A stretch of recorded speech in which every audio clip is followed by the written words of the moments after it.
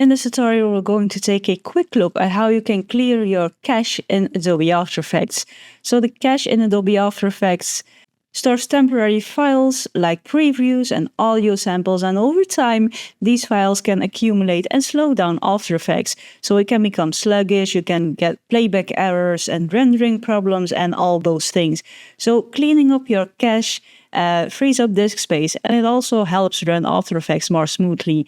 And to clean up your cache, you can go to Edit and then go to Purge. And here you have several options you can choose from. You can also clear just the memory with Control-Command Alt option and the slash on your numpad. You can choose to just clear the cache, clear our memory in this cache, and all those things.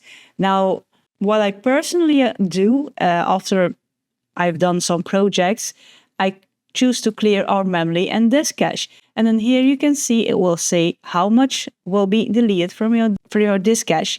And it can do so for all versions if you have multiple versions or updates of After Effects installed. And then you press OK.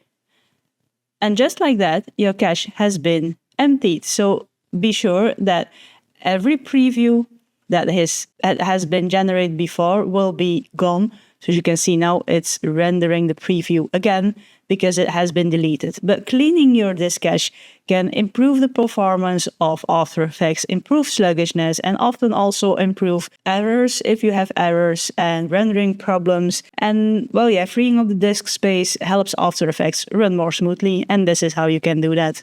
Like the video if you liked it, subscribe if you want to see more videos, and as always, thank you for watching, and I'll see you in the next one.